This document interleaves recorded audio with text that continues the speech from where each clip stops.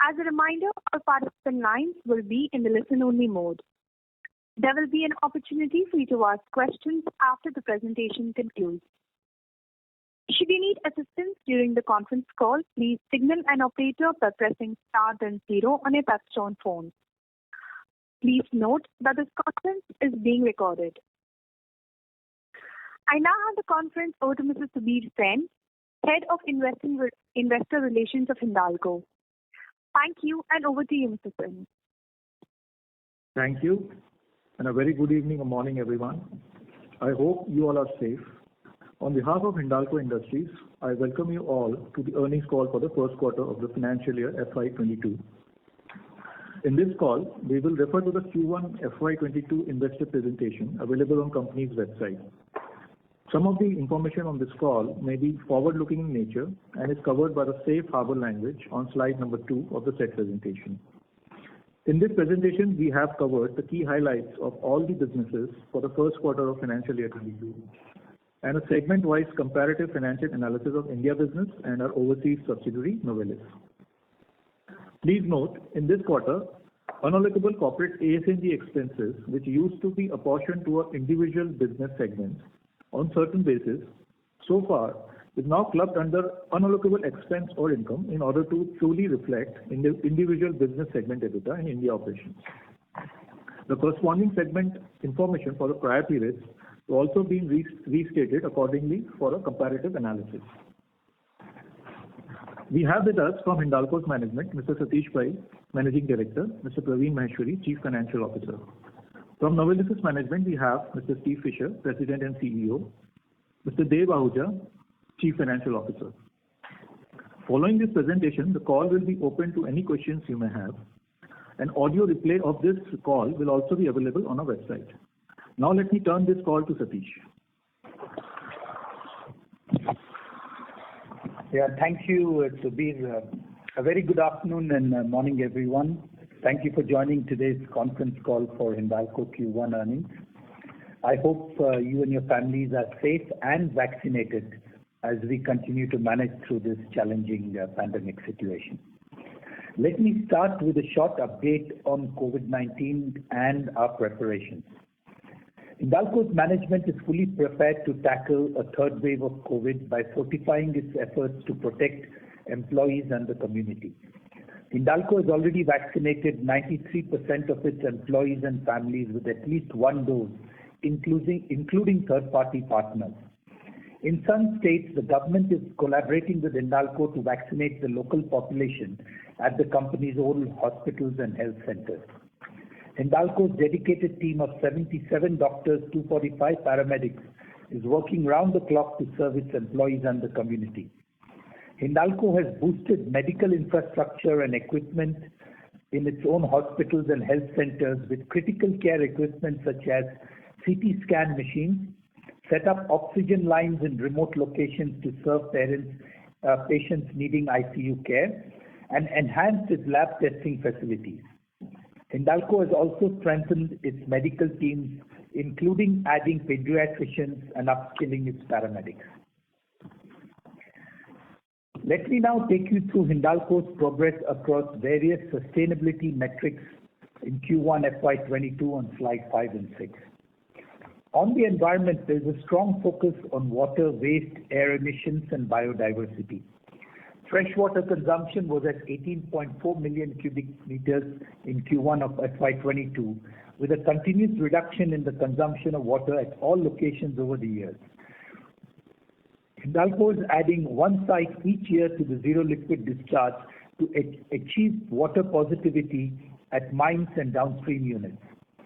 This is being done along with the development of healthy watersheds and rainwater harvesting and moving towards its target of all sites zero water discharge by 2025. We are committed to 100% waste recycling in terms of all wastes that are hazardous, non-hazardous and bulk waste such as fly ash and bauxite residue. We have achieved 82.7% recycling and reuse of waste in Q1 FY22. We have been consistently achieving 100% bauxite residue utilization at 3 out of the 4 alumina refineries. Utkal Alumina Refinery is currently running several research projects to reuse bauxite residue for mine backfilling and road construction. We are committed to reducing landfill usage by 5% every year while moving towards our target of zero landfill by 2030. On green cover and biodiversity, the company continues to do well to increase green cover with the scientific biodiversity management plan. Our Green Belt Enhancement Plan developed for 10 non-biodiversity management plan sites based on revised Forest Department SOPs for flora and fauna conservation. Our Aditya Smelter cum Power Plant has implemented its first Miyawaki patch, a 3-tier scientific afforestation in a 400-meter square area with the laid down SOPs under Biodiversity Management Plan by the IUCN. Our cumulative green belt at all our sites is now spread over 4,684 acres. On slide 6, the renewable energy and safety update. We have assessed the total potential on-site solar projects across all our units to be around 246 megawatts. We are committed to attain our target of 100 megawatt capacity by the end of March 2022. Of this 100 megawatts planned for FY22, 49 megawatts have been implemented and the balance 52 megawatts are now currently under implementation and expected to come up by FY22 end. We have so far identified and are in the process of finalizing 32 megawatt solar projects to be executed in FY23. We are also in discussion with developers of renewable hybrids with pumped hydro storage for 100 to 150 megawatt power for our Aditya unit. The exploration and evaluation of emerging technologies in the space of energy storage, carbon capture and utilization, and hydrogen to be used as a fuel is also being done. This is expected to improve with technology maturity and time. Currently, the cost is high and utilization areas are hazy. We are planning pilot projects in FY23. The specific energy consumption in aluminium was recorded at 84.6 at the end of Q1 FY22 from the base year of FY15. The LTIFR was recorded at 0.35 in this quarter. There was one fatality recorded in Q1 FY22 of a contract workman in our Indian operation. We are committed to zero harm and have been continuously upgrading our safety programs and systems to meet international standards and provide the safest atmosphere for our employees and contract workmen across our nation. Coming to slide 8 on the key highlights of our performance in Q1 FY22. Hindalco delivered its best ever financial performance in Q1 across all businesses backed by improved macros, better operational efficiencies, improved product mix and strong market recovery. Novelis recorded quarterly shipments of 973 KT, up 26% year-on-year, and an all-time high EBITDA of 555 million, up 119% year-on-year, on the back of higher volumes, favorable product mix, favorable metal benefits, and a 47 million gain related to a favorable decision in a Brazilian tax litigation. EBITDA per ton also stood at $570 a ton, up 75% year-on-year, and is $522 per ton, excluding the gain related to the Brazilian tax litigation. Net income from continued operation was at 303 million in this quarter versus a loss of 61 million in the corresponding period last year. Novelis launched an offering of 2 unsecured senior notes of 750 million each at a coupon of 3.25 and 3.875% due in 2026 and 2031 respectively. Novelis also received credit rating upgrades by S&P Global Ratings to BB from BB minus on 22nd July 2021. Moving on to Hindalco's India aluminium business performance in Q1. Quarterly business EBITDA for Hindalco India Aluminium was at a record high of 2,352 crores, up 142% year-on-year. The EBITDA margin was at a high of 37.5%. This quarterly margin was the highest in the last 13 years of the company and continues to be the best in the industry. Metal sales were flat year-on-year at 303 KT on account of a delay in shipments of around 10 KT. Value-added product sales were up at 82 KT, up 137% year-on-year, supported by a continued revival of the domestic market. Our 500 KT Utkal expansion project's commercial production is beginning in Q2 of the current financial year. Turning to the quarterly performance of the copper business on slide number 9. Copper Smelter 3 ramped up well post the maintenance shutdown during this quarter. Cathode production was at 63 KT, up 52% year-on-year, while CC rod production was at 44 KT, up 67% year-on-year. Metal sales was at 80 KT, up 36%, while CC rod sales were at 46%, up 50% year-on-year in line with market recovery. Copper EBITDA was recorded at 261 crores in Q1 FY22. Coming to the quarterly consolidated performance, the EBITDA was at a record 6,790 crores, up 188% year-on-year. Quarterly consolidated PAT for continued operation was at 3,254 crores versus a loss of 569 crore in the corresponding period of last year. Hindalco continues to maintain its strong treasury balance of around $872 million in Novelis and 9,425 crores in India at the end of June 2021. The consolidated gross debt was down by about 16,345 crores, while net debt was lower by 10,389 crores from the peak on 30th June 2020, resulting in a significant improvement in the net debt to EBITDA to 2.36 times at the end of June 21. I'm happy to share the recent credit rating upgrades for Hindalco. In July 21, CRISIL upgraded Hindalco's credit rating by one notch to AA+ with stable outlooks for bonds. CARE Ratings also affirmed the AA+ credit rating with an outlook upgrade from negative to stable for long-term loans and bonds of Hindalco. Turning to the broader economic environment on slide 11.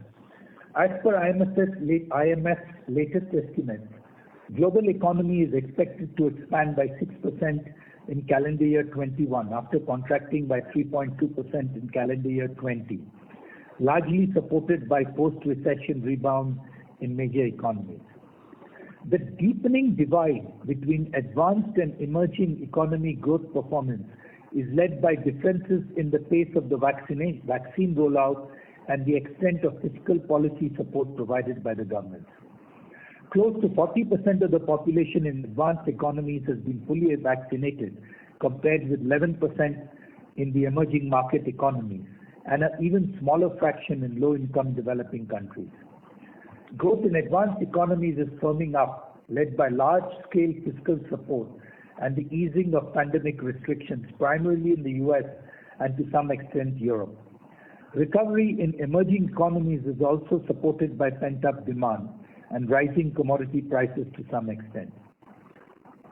On the domestic front, the momentum in economic recovery in the H2 of FY21 was interrupted by the second wave.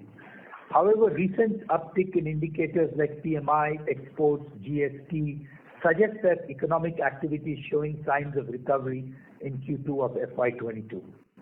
The easing of supply side pressures, gradual rise in pent-up demand, and expected acceleration in the pace of vaccination should see improvement in economic activities. Downside risks in the form of third wave, limited direct fiscal support, and rising inflation continue to remain a challenge. We believe that the government's targeted fiscal support and the RBI's accommodative monetary policy shall support economic recovery. The market estimates GDP in the range of 8.5 to 10.5 for FY22. Now let me take you through the aluminium industry overview in slides 12 and 13. The global production in H1 CY21 grew by 6% year-on-year to 34 million tons, led by a 9% increase in production in China and a 3% growth in the rest of the world. Global consumption in CY21 also rebounded sharply by 14% year-on-year to 34 million tons due to the low base effect. In H1 CY21, the Chinese consumption grew by 12% year-on-year, while the rest of the world grew by 18%. With both production and consumption at 34 million tons, the markets were balanced as the Chinese deficit of 0.3 million tons was offset by a surplus of 0.2 million tons in the rest of the world. However, in Q2 CY21, the overall world consumption saw a growth of 12% year-on-year due to the base effect, reaching 17.5 million tons, while production expanded by 7% year-on-year to 16.9 million tons. Hence, in Q2 calendar year 21, the markets were in a deficit of 0.6 million tons. In the world, excluding China, consumption grew sharply by 33% year-on-year to 6.9 million tons, primarily due to the base effect. The production grew by 4% year-on-year to 7.2 million tons, leading to a marginal surplus of 0.3 million tons. In China, consumption grew by 1% year-on-year to 10.6 million tons. Demand for ICE vehicles in the auto sector has softened due to the shortage of semiconductors and the withdrawal of some of the subsidies offered by local governments. However, the Chinese government's encouragement for EV and renewables, especially solar, is expected to boost Chinese consumption. The production increased by 9% year-on-year at 9.7 million tons, with a consumption of 10.6 million tons in Q2 calendar year 21. The Chinese markets were actually in a deficit of 0.9 million tons. With the markets balanced and improvement in global consumption, aluminium prices continued to grow by 14% year-on-year to 2,399 per ton in Q2 calendar year 21, from an average of 2,096 per ton in Q1 of calendar year 21. On a quarter-to-date basis, the Q3 CY21 global aluminium prices continue to rise and have reached $2,487 per ton. Coming to slide 12, in Q1 FY22, the domestic demand is estimated at 884 KT, a 54% growth year-on-year on account of the low base effect. However, if you compare Q1 FY22 sequentially, the consumption dropped 18% year-on-year due to the COVID second wave. Lower automotive production has led to a 10% drop in the import of scrap compared to Q4 of FY21. Furthermore, with lockdowns and phased unlocking in the country, trade markets were also soft during the quarter. Consequently, electrical, building and construction, consumer durables, industrial machinery were also affected in this quarter. However, the bright spot in this quarter was the strong demand in food and pharma packaging. Hence, sequentially, the sales of domestic primary producers was lower by 19% year-on-year at 173 KT. Due to weak demand sentiment, imports excluding scrap also sharply degrew by 27% year-on-year in this quarter. Going forward, with declining COVID cases, the economic sentiments are likely to revive. Moving to slide 14, the global FRP demand is expected to grow by 9% in calendar year 21 versus a contraction of around 4% in calendar year 20 on account of recovery in demand and base effect. You must have gone through the details of the segment-wise end market outlook in the Novelis presentation. I will just quickly refresh some specific end market outlook for calendar year 21. The overall market demand for beverage can sheet is estimated to grow by approximately 3 to 6% in calendar year 21, as beverage can continues to show its resiliency with increased demand for sustainable aluminum cans across all regions. Due to the higher demand in this segment, significant can making expansions have been announced in the next 2 to 3 years. The automotive segment is estimated to grow between 20 to 25% in calendar year 21 due to the base effect and continued revival of demand. The semiconductor shortage is expected to have a short-term impact on OEM production and demand. The overall demand in the aerospace sheet is expected to grow in the range of 5 to 10% in calendar year 21 as air travel starts to normalize. As vaccine rollouts are a positive step towards increasing consumer air travel, demand for premium aerospace sheet from OEMs is expected to remain at similar levels as fiscal 2021 with an uneven recovery to follow. India FRP demand will grow year on year due to the low base effect, while it is expected to decline sequentially due to the impact of lockdowns in the country in Q1 FY22. Demand is strong in pharma and food packaging industry, whereas other segments including consumer durables, automotive, B&C sector faced headwinds this period. Domestic demand of FRP is estimated to recover in Q2 FY22 in a phased manner with unlocking in the country. Turning to the copper industry globally on slide 15, in H1 CY21, global consumption of copper increased by 9% year-on-year due to the base effect. China production and consumption both grew by 9% year-on-year. World ex-China production grew by 2.5%, while consumption grew by 9% year-on-year. The economic rebound with the push in demand for EVs and green energy has also boosted the global prices of copper to a lifetime high of $10,700 a ton in May 21.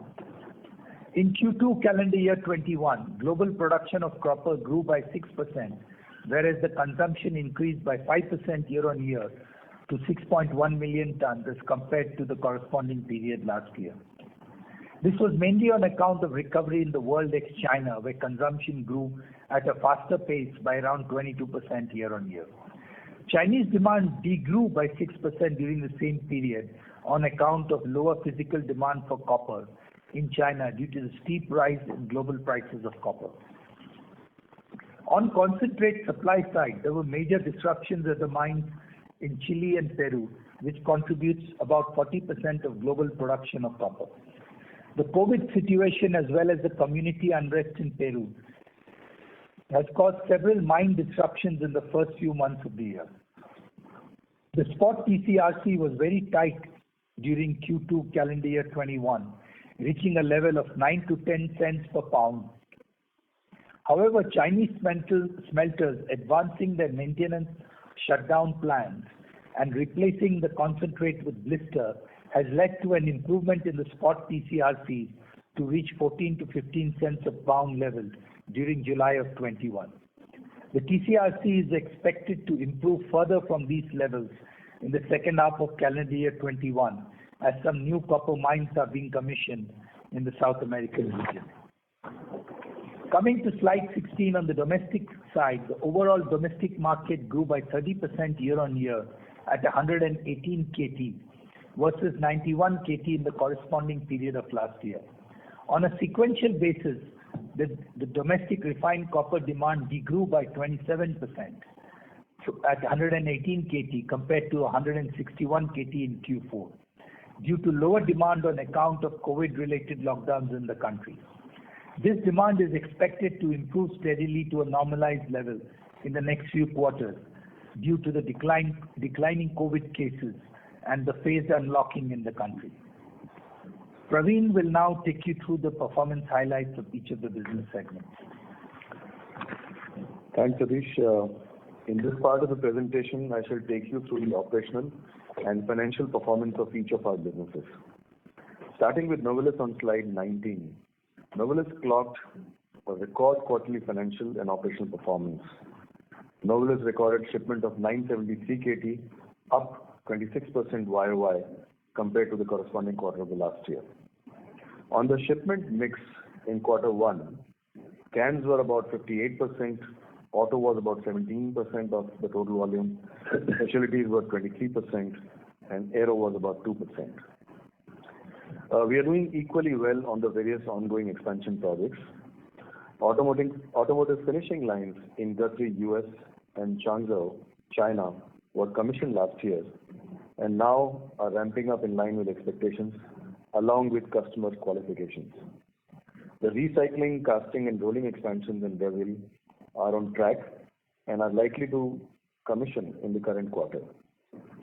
Our expansion project in Zhenjiang, China, which is a part of our overall Asia growth strategy, is expected to begin in the current year. This will entail an investment of about $375 million and is expected to take about 3 years to complete. This project will include a new cold mill, automotive casting house, recycling capabilities and hot mill upgrade in China.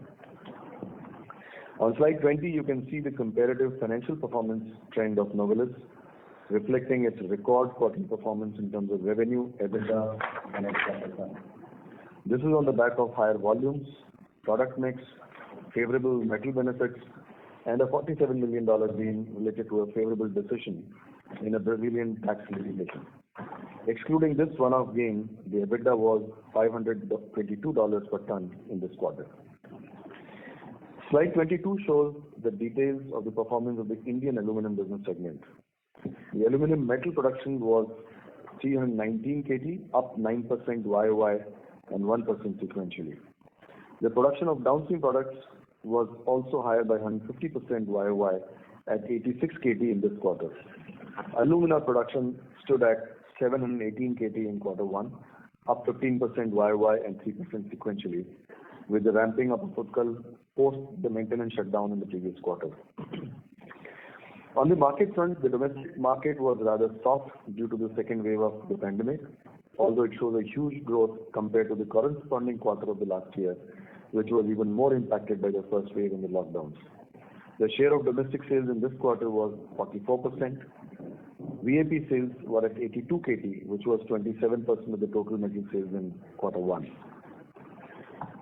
Moving on to the financial performance of the Indian aluminum business on slide 23. This segment posted a revenue of 6,267 crores in this quarter, reflecting a growth of 41% YOY on account of higher global aluminum prices.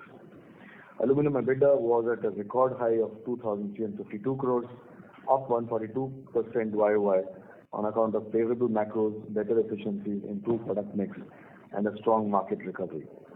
The EBITDA margins in this quarter were highest in the last 13 years at 37.5%. Moving to slide 25, the overall copper cathode production was at 53 KT in this quarter, up 52% YOY. Relative to the capacity, cathode production was low due to maintenance shutdown in smelter 3 during the quarter. This smelter has now successfully ramped up and is performing well. On a comparative basis, production of PC rods was higher by 67% year-on-year at 44 KT, while sales stood at 46 KT, higher by 50% YOY with the corresponding period of last year. Sequentially, overall metal and PC rod sales were low due to lower production and softening of the domestic market in this quarter. The financial performance of the copper segment is on slide 26. Revenues were up 134% YOY at 7,094 crores because of higher global prices of copper. EBITDA was at 261 crores in this quarter compared to 66 crores in quarter 1 of FY21. Let's turn to consolidated financial numbers for quarter 1 on slide 28. Hindalco reported an outstanding consolidated financial performance in this quarter with revenues of 41,358 crores, EBITDA of 6,790 crores, and PAT from continuing operations at 3,254 crores. The detailed quarterly comparative financial numbers are attached as an annexure to this presentation on slide 34. The Indian businesses of Hindalco also reported a remarkable performance in this quarter with revenues of 13,349 crores, EBITDA of 2,713 crores, and profit after tax at 1,037 crores. These details are also provided as an annexure to this presentation on slide 35. Slide 29 shows the reduction of over 16,000 crores in our consolidated gross debt and over 10,000 crores in our consolidated net debt from the peak in June 20 levels. This, along with increasing EBITDA, has led to a substantial improvement in the net debt to EBITDA ratio from a peak of 3.83 times in June 20 to 2.36 times at the end of June 21. The improved performance and strong balance sheet has resulted into a rating upgrade of both Novelis and Hindalco by the respective credit rating agencies. Let me now hand over this call back to Satish to summarize and take you through our key focus areas. So let me conclude today's presentation with our key focus areas.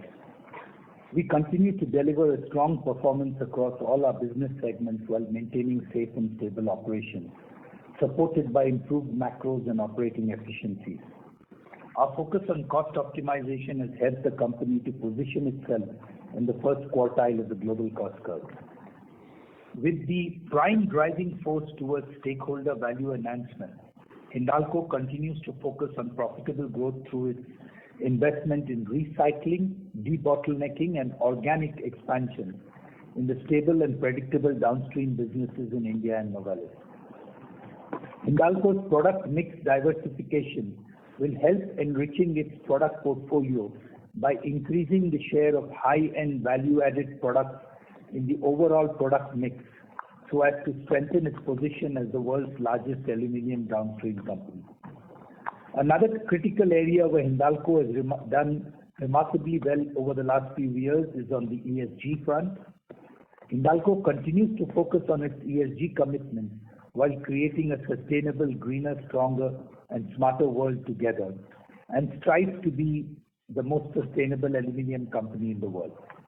Lastly and most important, Hindalco is focused on strengthening its capital structure with a strong balance sheet by accelerating the pace of deleveraging through robust cash generation in line with its capital allocation framework.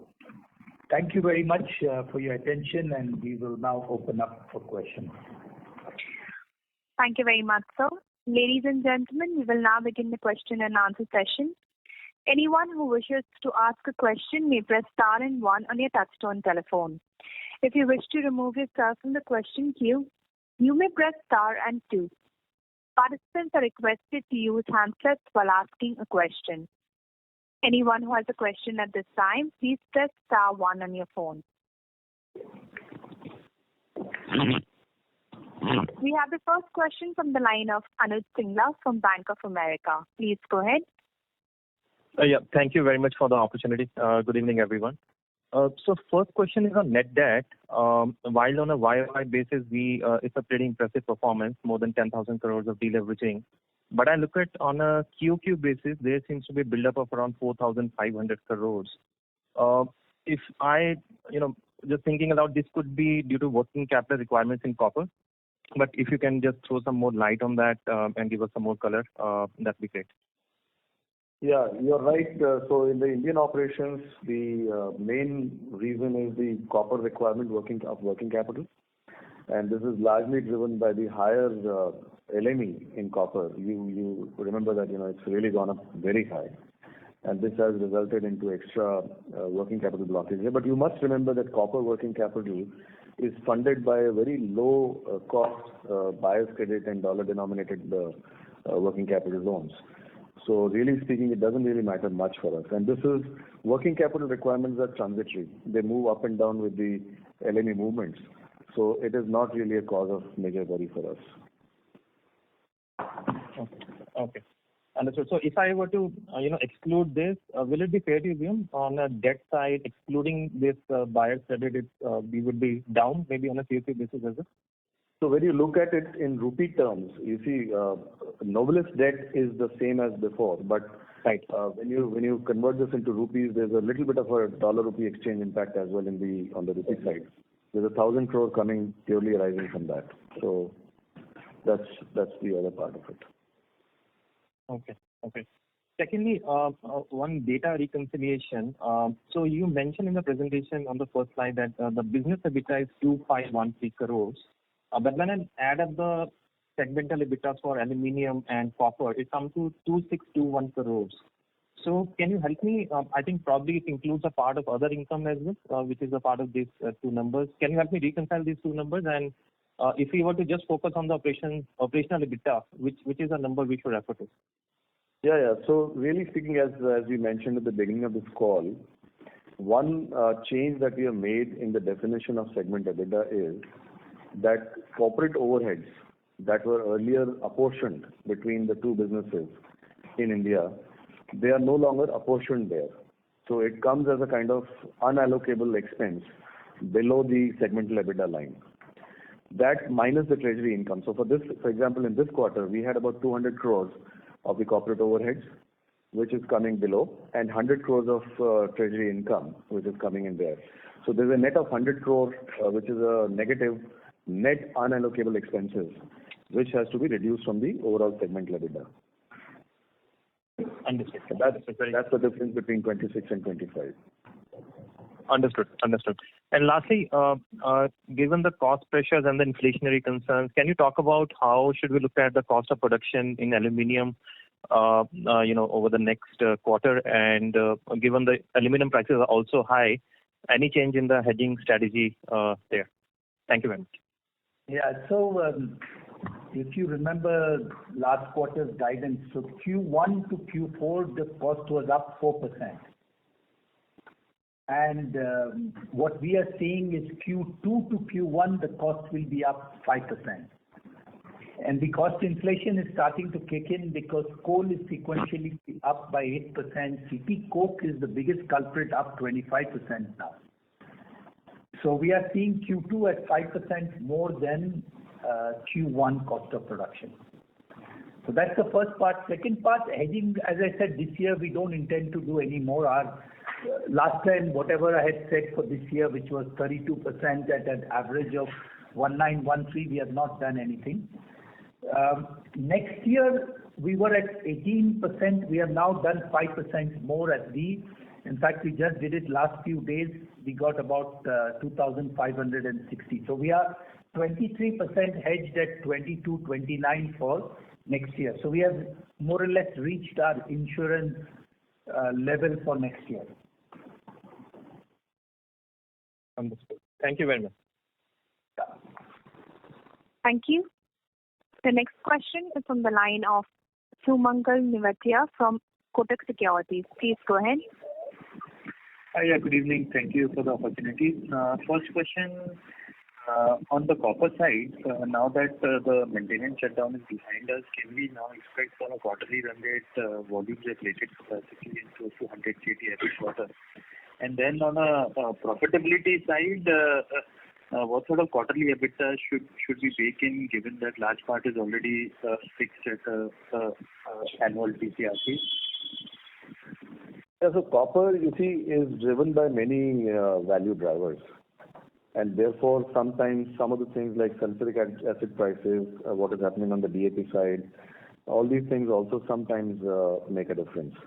But you are right, in a broad sense, you should see a sustained performance now. Looking at what has happened in July, we are expecting Q2 to be a reasonably, operationally a strong quarter. And therefore, on the other hand, of course, the market has been a little soft, as we mentioned in the call earlier. Going forward, again, market is likely to improve. Let's wait and watch how much does it improve. The more the domestic market improves, the more is the profitability for us. Exports are less profitable in copper business. So really speaking, it's driven by many of these factors. But if you want a kind of guidance on the new definition of copper segment, as we have called it out now, you should expect 300 crores or thereabouts to be the normal level of the reported EBITDA now. Maybe a little higher or lower, depending upon how these things work. Some of the accounting noise also comes in copper business reporting. So really speaking, in some cases, you will see derivative accounting playing some role there. But if the LME and the rupee remain stable, then that should not contribute to too much volatility there. But this is the broad guidance. Understood. And even the maintenance shutdown is behind us, right? So 100 KT every quarter volumes in the coming quarter should be stable. Yes. Yeah. Roughly about 90 KT is the quarterly production that we target. But we also do some kind of, additional sales from. So the sales is around 100, production is around 90. Okay. I have a second question on the pipe. So we've seen in the last couple of months a few of our peers announcing some debottlenecking and expansion of upstream capacity. So any updated thoughts on that? I just want to understand from medium to long term, and what sort of sustainable LME level would you like to see, and for what period before reviewing our thoughts on capital allocation on upstream? So I think that, on the debottlenecking side, even we had one line in Renukoot shut down. We have pots in Hirakud that we can bring back on. So we are working on all those. I think from a longer term sustainable strategy, I think you've asked me this question before. We stick to our capital allocation to value added downstream for now. The issue, Sumangal, is not just the LME, it's the source of power and the cost of power as well. Because LME today is at 2600, and I keep reminding people the last expansion was done in 2008 when LME was at the same 2600. So in 3 to 5 years when the projects come in, the LME goes down. So I think we will stick with our strategy of putting most of the capex that we will generate during this high LME periods into our downstream value added. Okay. And so you mentioned about some bit of debottlenecking. What sort of volumes can we add with these exercises? About 50 KT more. Understood. And just one last question. We've seen some credit rating upgrades even on Hindalco side. So any translation of interest cost saving do we expect in the coming quarters? Our current loans are mostly bank loans, project loans. They are not impacted directly by this credit rating upgrade. And our existing bond, which is actually due for repayment next year, has a fixed coupon. How it can help is, in case we decide to raise any money through bonds and refinance, depending upon the cost, etc., then those can be availed at a much cheaper rate. So that is how it can help. Understood. All right. Thanks and all the best, sir. Thank you. Thank you. The next question is from the line of Pinakin Parekh from JP Morgan. Please go ahead. Thank you very much. So my first question is on coal. We have recently seen thermal coal auctions take place for new blocks. From Hindalco's perspective, sir, is it fully covered on thermal coal because we have not seen any aggressive participation by the company in the coal block auction?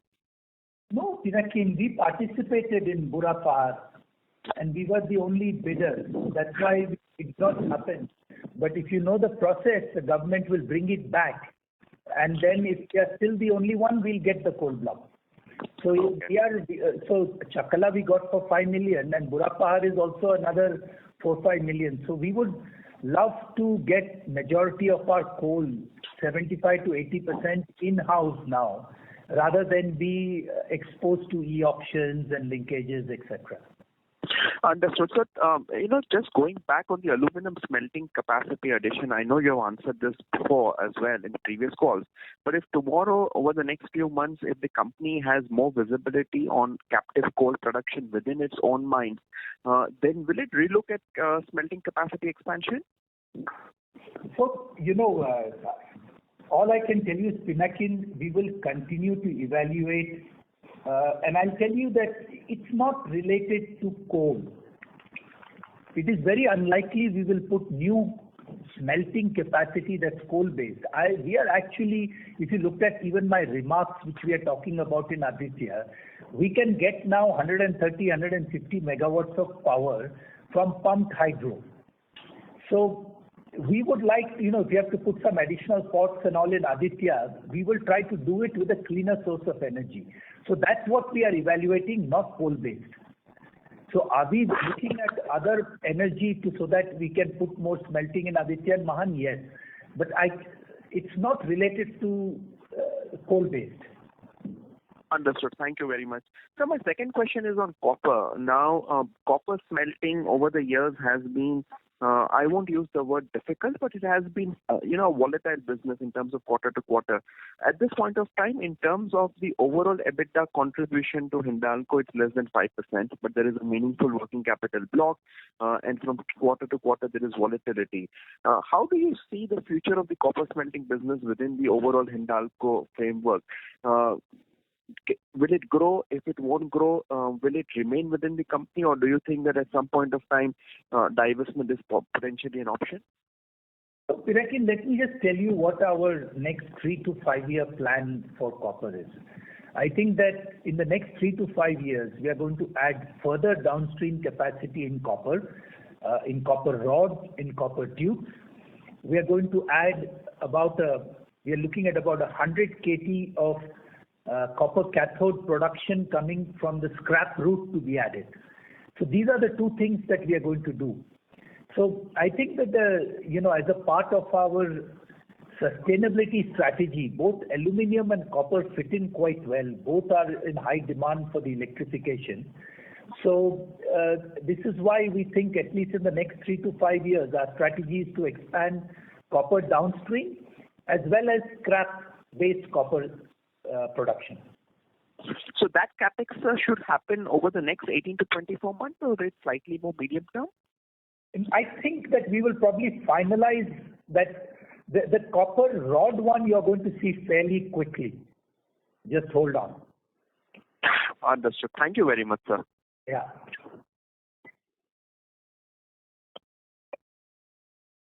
Thank you. Moving to the next question from the line of Amit Dixit from Edelweiss. Please go ahead. Thanks for taking my question and congratulations for a good set of numbers.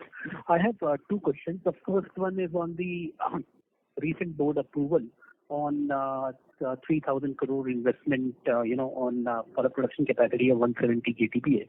So, what kind of incremental EBITDA do you expect from this? So look, I'm not going to give you our RFA details, but it's 170 KT of high-end FRP products that are going to come out of the Hirakud Aditya complex. So what would be those FRP products? I mean, if you can just detail those products. Yeah, so mostly we are going to do a combination of hard alloys which go into defense and industrial. It's going to do ACPs that go into BNC. It's going to be certain amount of can body stock.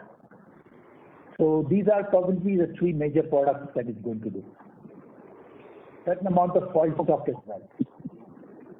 By the way, one thing I wanted to tell you guys in general is that we are flat out on the FRP side trying to meet the local demand. Really, we cannot meet the local demand right now. Okay, so I mean, it's a follow-up on this is if the local demand remains as strong as it is, then can we expect some more capacity expansion at Aditya and Mahan? So look, this what we announced, which I think I've been talking about. Good you got the board approval today. Is the second phase of Hirakud, which is 170 KT. That will take us 2 to 3 years to execute. Simultaneously, the extrusion expansion in Silvassa is going on. So I think the next 2 to 3 years we are going to focus on implementing these 2. And then of course a phase 3 will come as well. Because the hot mill in Hirakud is about 450 KT. So with this expansion, we would have reached 270. So we still have more place to expand in Hirakud. Understood, sir. Very helpful. The second question is on coal sourcing mix. If you can let us know for this quarter, how much was linkage, your own coal and imports, if any, and what is the likelihood of this mix in FY22 going ahead? So this quarter was linkage was 69, e-auction was 22, own mine was 5. I think that going forward, the own mine part will go up a little bit because we are getting now coal from Katotia as well. So that 5 may become 10% in Q2, Q3. Okay. Thank you very much and all the best. Yeah, thanks. Thank you. Next question from the line of Ritesh Shah from Investec. Please go ahead. Yeah, hi, sir. Thanks for the opportunity. A couple of questions. Sir, first on ESG, you did touch upon your initial remarks about renewable projects with storage pumped hydro, and you did indicate a number of 130 megawatt and incremental scope of smelting capacity.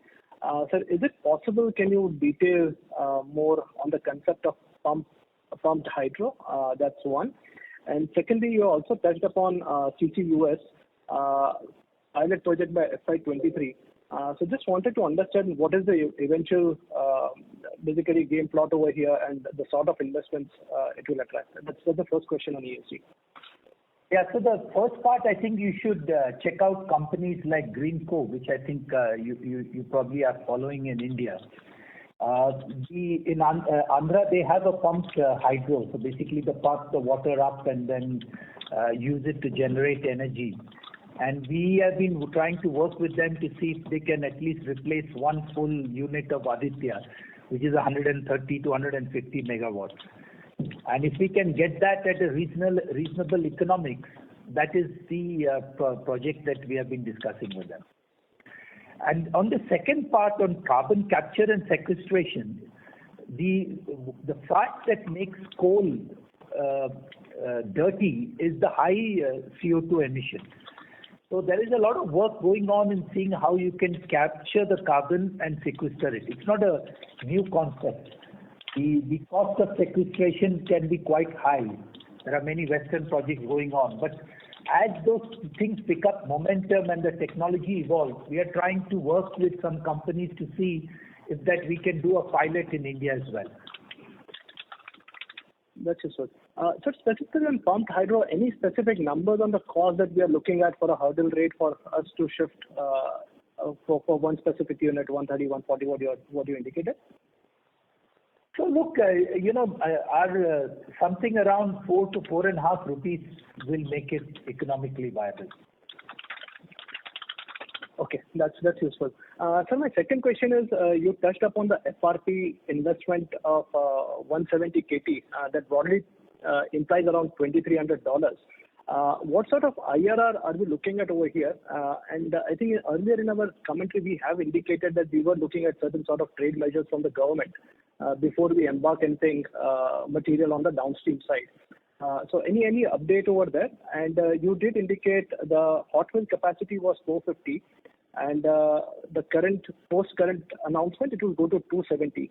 So can you help reconcile the bridge? I think 34 KT is extrusion, 170 recent announcement, and finishing assets was 50. So there is some missing leg over there. If you could help reconcile that number, please. Don't mix extrusion with rolling. Extrusion is completely a different process from billets. So the hot mill is for rolling products. So if you take 450, if you are at 170 added, you are at 270. So you have another 180 KT, 170 KT more to do for another cold mill further down the road. That's the reconciliation on the Hirakud hot mill. Does that make sense? Yes, sir. And sir, on the capex intensity, it comes to around $2,300. How should one look at the IRR and ROC over here, specifically with respect to trade measures? So the IRR of the project with the current product mix we are looking at should be around north of 15%. Sir, is that number a bit conservative? You could say, because it depends on the pricing and the product mix, but IRR of 15% on a base case, I think I'm quite happy to launch the project. Okay. And sir, last follow-up, are we expecting anything from the DGTR on any of the projects where we are putting on capacities? I think you had indicated on calls. Yeah, there are 3 trade cases going on right now. So the first one is again under Malaysia for wire rods, foil stock from ASEAN, as well as FRP from China.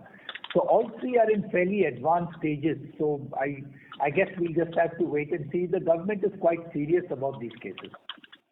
That's very useful. Thank you so much, and good luck. Yeah. Thank you. The next question is from the line of Indrajit from CLSA. Please go ahead. Hi, thank you for the opportunity. Couple of questions from my side. First, on the Utkal Alumina expansion. So I think in the presentation you have mentioned it will be commissioned in this quarter, that is second quarter.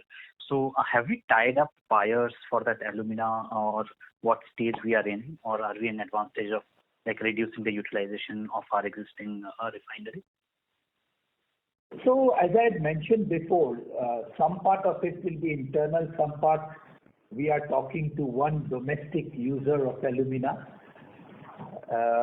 and trying to finalize this. All right. So when it starts the next quarter, what is so it will be sold in open market in spot basis? Is that correct understanding? It is, by the way, this week it is already starting to produce. I think that we will sell it initially to a domestic user of alumina. I don't know if I can be more clearer than that. No. All right, that's helpful. My second question is actually for Dave. One clarification from the earlier Novelis con call. I think in 3 years' time, we will be at $220 million plus annualized run rate of synergies from Aleris.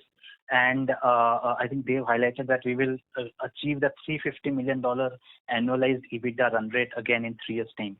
So how should we look at it? That the erstwhile without synergy, EBITDA will be just about $130 million, or actual EBITDA could be much higher, including the synergies for Aleris? Dave? Yes. So here's the thing. So we are talking about the short term. We are talking about the next 2 to 3 years. Synergies will play a disproportionate part in it. We are not going to that things will stop there. So in 2 to 2 years, synergies are going to play a role. It's part of the design, and that's part of the way we thought that the opportunities are much better and faster. And then beyond the momentum continues. Just because of recovery of aerospace, for example, where in 2 years, it will be a bit, I would say. So what thing is that short-term synergies will play the role. Long-term, there is going to be more momentum, and it is not going to stop here in 60. I think that, we are very comfortable with it going well above 400. Remember all the time that in our acquisition case, these numbers were possible with Louis Port and a far better performance port can be divested. So I think that things are in a very good direction. I don't know whether I'm helping your question. No, that's helpful. Thanks. I think that's what I was looking for. Thank you.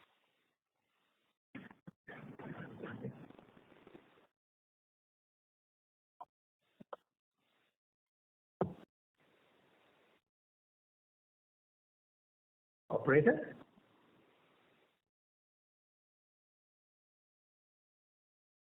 Did we drop off the call or what? Operator, you're there?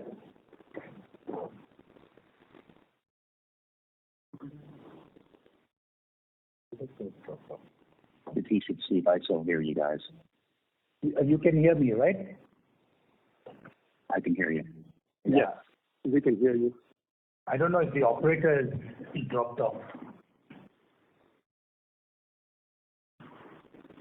Is it?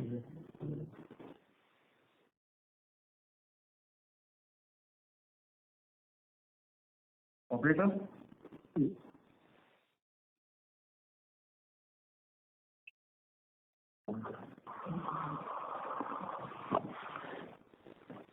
You're going to drop off. So can we proceed to the next question? Yes, we were wondering whether you dropped off, operator. We proceed to the next question from the line of Raj Nahar from Mili Consultant. Please go ahead.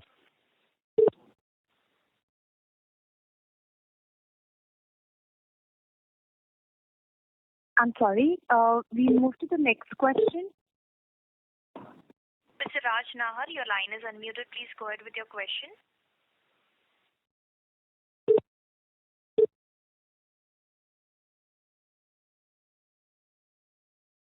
I think go to the next one. There's a problem on this line. Sure, sir. We'll proceed to the next question.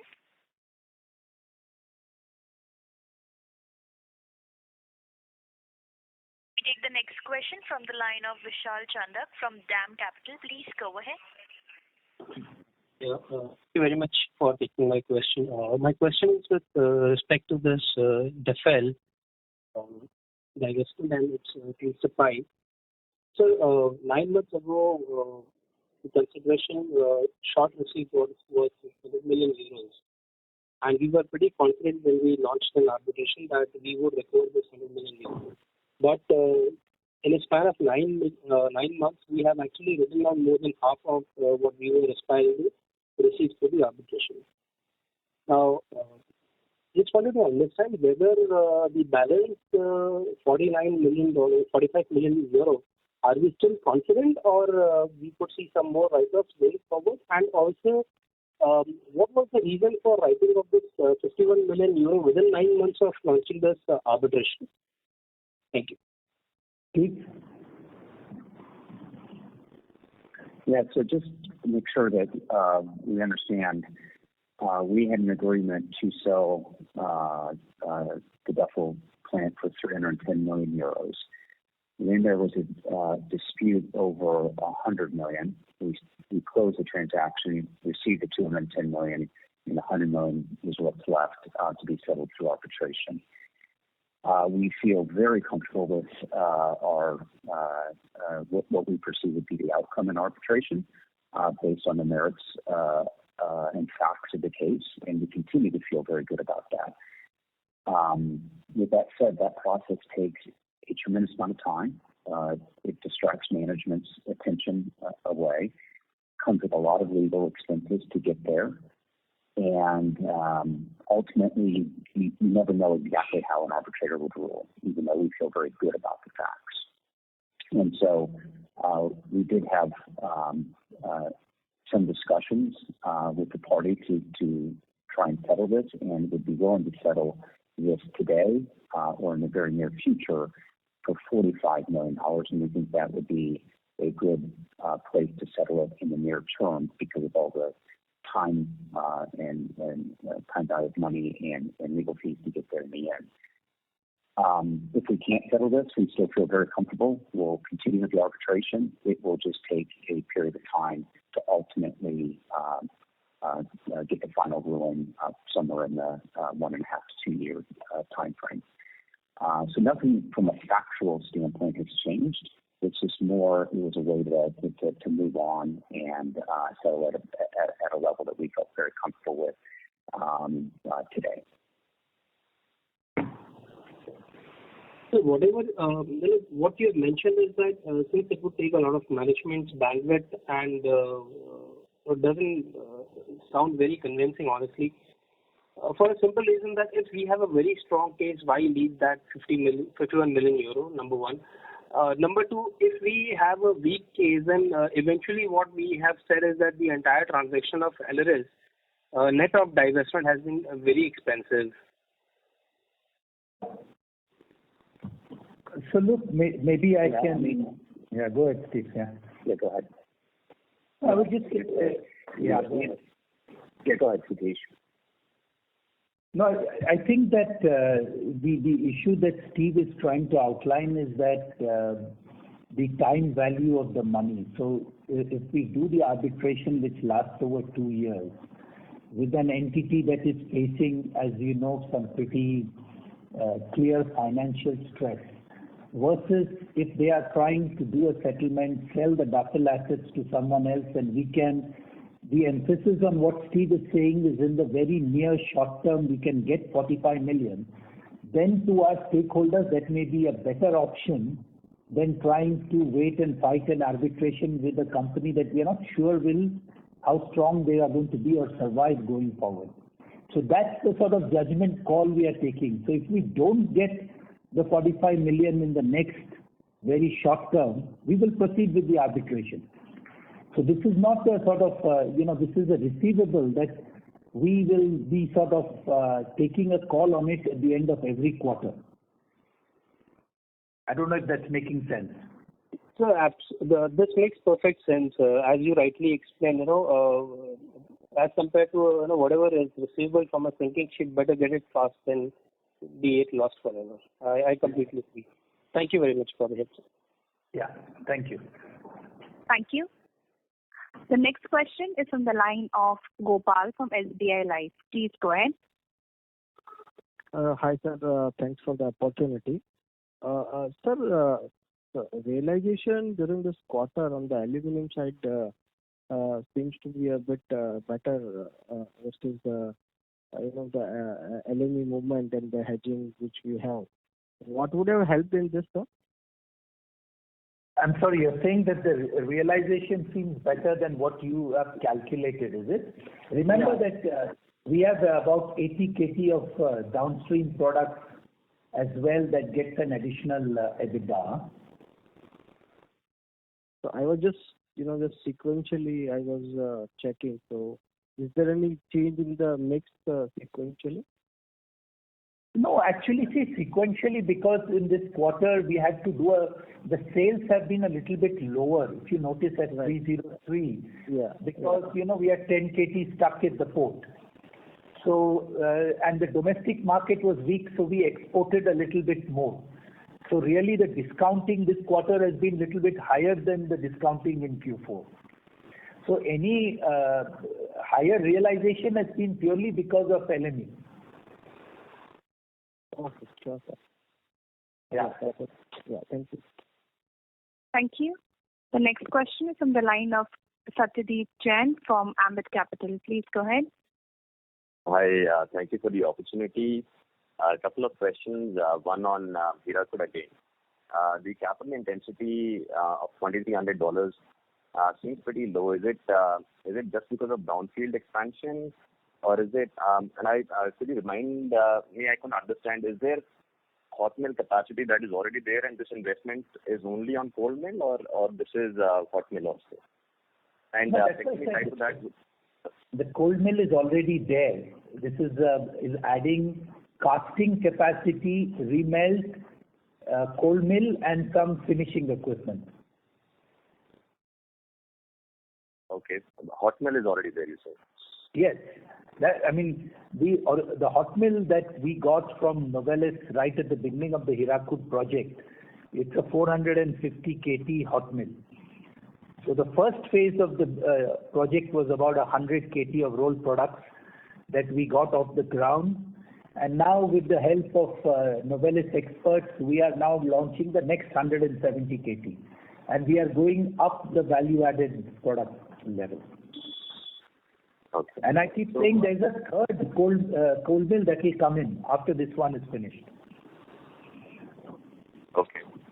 And when you look at a return expectation of 15%, that is basically implying EBITDA per ton close to what you see in your Novelis developed markets. Are you pricing in increased pricing for such products in India, or is it just the advantage of having a lower cost base, or a combination of both? So the cost actually is quite favorable, but I think the real differentiator here is the type of products we are selling. So this 170 KT, nearly 50% of it will be exported. So it is a much higher end product with a higher EBITDA per ton. In fact, for the first time we are going to be selling can body stock as well, which is quite a much higher EBITDA per ton than what we are normally used to in India. Okay. And second question would be for Dev. I think in the pie for the volume mix for this quarter, it seems the auto body shipments, utilization was close to 95% on the face of it, and 17% volume mix for Radius. Did you see any material decline in auto body sheet shipments in this quarter? No, we do not see any material decline at all. In fact, we will see an increase in the auto body sheet shipment because the semiconductor shortage is actually not going to be as bad as it was in the quarter that we have just reported. Things will get better. Remember, we are also starting commercial shipments from the new lines that have been commissioned. Customers are actually very eager to qualify the line soon, so we will start having shipments, in time from the new line, and also we'll see ramp up starting to at Guthrie. We don't see any, capacity issues coming in the way. I think that's pretty well set, but it will be better than that was just passed. No, but in first quarter, did you see a sequential decline in auto body shipments? Because based on we had a sequential decline, and that was really the semiconductors. That was really the semiconductors issue. The sequential decline, yes. Okay. Thank you. Yes, I thought you were asking about the quarter two versus quarter 3. Well, just if you look at 17% of 973 KT, that's almost 165 KT. You're operating at 95% utilization. So it didn't seem like a material decline quarter on quarter in auto body sheet, which we would have expected based on semiconductor shortage. Yeah, and your good point.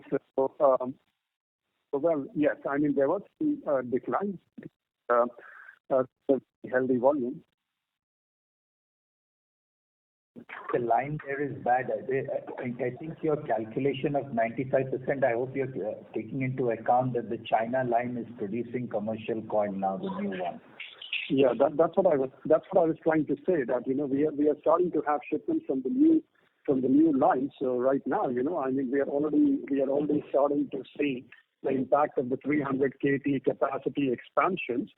So we are in a good place. I mean, if your point is that we are seeming very capacity constrained on the cash side, no. I mean, overall, yes, we are tight on capacity on the coil side, but not on the finished side. Okay, thank you, guys. Yeah. Thank you. The next question is from the line of Bhavin Chheda from Enam Holdings. Please go ahead. Yeah, good evening, sir. Congratulations on all-time high numbers and also recently hitting a 1 lakh crore market cap, creating a lot of shareholder wealth. I think management team has done a phenomenal job both in India and at Novelis. So the few questions on obviously the future growth from here on. You mentioned on upstream capacity expansion by adding pods wherever you are adding renewable capacity. So will this model will be applicable for your other smelters also, and you will keep evaluating this over time? Because I think there's a lot of demand and you are already operating full on the upstream capacity, and there lies an opportunity since India is rich in bauxite. So what will be the roadmap for next 3-4 years for on upstream capacity? So look, I'm saying again, our majority of the management bandwidth is focused on downstream expansion. I think on the upstream side, Aditya and Mahan, the two new smelters, we have enough land and we have enough water, and so these are the places we will evaluate whether we get like a pumped hydro or something, or some natural gas pipeline coming in, and we will evaluate it at that time. But I still think I want to repeat that majority of our bandwidth is focused on this downstream expansion. Sure. Second one on the coal price, which recently has seen a sharp increase. So what kind of cost escalation we should model in the coming quarters? I said next quarter 5% more than quarter one. 5% more. Right. And the last one on the net debt increase you mentioned, mainly driven by copper working capital requirements. So now since the copper price is adjusted to a high level of $10,000 odd ton, so we do see some unwinding over the next few quarters as your EBITDA run rates remain strong? No. So in copper, if the LME remains where it is, you will not see a further drain on the working capital. but it will remain at that high level. But as I mentioned, in copper, it is funded by buyer's credit, which is available at a sub 2% kind of a funding. And it is because we are into dollar, it's a dollar denominated business. So we don't have to really hedge or anything. It's an offset which is available. So really speaking, the cost of that extra working capital is not very high for us. I mean, it's counted in our debt numbers is what Praveen's point is, but it's not really a debt that way because we have a very cheap working capital, buyer's credit. No, I understand that. So on a reported net debt basis, I'm saying since the cash flows are very strong, so you're based on reported net debt numbers, if the copper remains at current level, reported net debt would go down by next fiscal end, right? So again, see, there are 2-3 aspects to it. Operationally, we are generating good cash flow, both in Novelis and India. So typically, this cash flow, if not fully utilized for capex, etc., should reduce our debt, at least net debt, even if it is not gross debt. Now, in Q1, what has happened is both in Novelis and in copper business in India, the working capital requirement has gone up because of the LME of both copper and aluminum going up. And therefore, the Q1 cash flow has largely been consumed by the working capital requirements at both. In fact, it has added to our net debt. Going forward, if the LME doesn't move up from here, and if we keep generating the kind of cash we are generating, obviously you'll see some net debt reduction. And if the LME comes down again for whatever reason, let's say in copper, then that will help in blocking the cash which is already there in the copper. What would be the India capex number for 22? 2,700 crores. 27. And what was the MJP premium realized in Q1? Realized is a difficult one, depends on many things, but MJP is running, I think, currently at 160, 170. So when we export most of our contracts, we get the full MJP. Domestic is a difference because it's a net realization. But export, we are getting the full MJP. Thanks a lot. Thank you. Ladies and gentlemen, due to time constraint, that was the last question. I would now like to hand the conference over to Mr. Pai for his closing comments. Yes, so thank you everyone, and I think that we are in a very favorable environment both in Novelis and in the Indian business, and I think that as long as we can take care of our employees and handle this COVID situation, which has not really gone away. And I think that, the people that can manage the situation properly are going to benefit. So the market will be there and the demand will be there. So I think that that is our focus, to make sure that we keep our employees and our plants safe and operating, and then take advantage of a very favorable macro environment that exists. So thank you very much for your attention. Thank you. Thank you very much, members of the management. Ladies and gentlemen, on behalf of Hindalco Industries, that concludes this conference call. Thank you for joining us, and you may now disconnect your lines.